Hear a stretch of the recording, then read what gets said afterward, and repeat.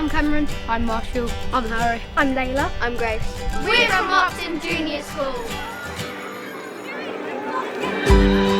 Upton Junior School is in Broadstairs, which is in Kent, and quite a large junior school. There's a 4-form entry and there's in excess of 500 children here.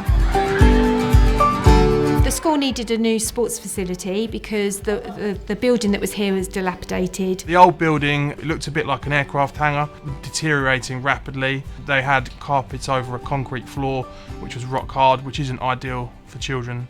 From my experience working with schools, they're massively underfunded, and to carry out big projects, i.e. roofing, windows, mechanical and electrical upgrades, or new buildings, sports halls or classrooms, they just simply wouldn't be able to afford them themselves. With a lot of our school clients, we get asked to help them with SIF funding. In December of each year, schools and academies that are within a multi-academy trust under 5 schools and 3,000 pupils, each school within the trust or academy can submit 2 funding applications for a condition or an expansion project.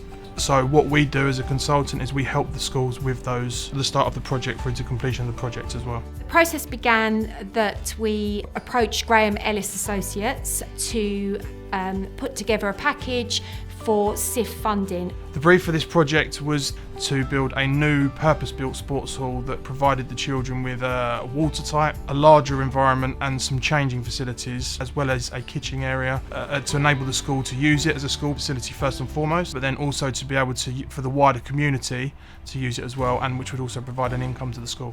So in the initial stages when we got together, the discussions were around obviously safeguarding our children within our school environment, making sure that the build was as smooth as it could be, considering our neighbours, parking, how the materials were going to come in. So there was a lot of consideration for everything that would affect the normal day-to-day running of the school. Modulek made the process really easy by having their site manager liaising with me directly, and so that all of any issues were identified and communicated, and if decisions were needed, that they were made so that the process wasn't held up.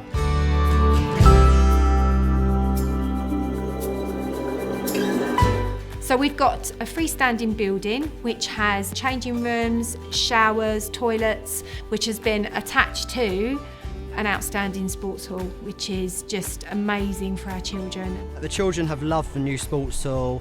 They understand now that we can do a lot more sport, which improves team building, collaborative skills. The thing I like most about it is probably the basketball hoops. My favourite thing about the sports hall is probably how large it is compared to the old one.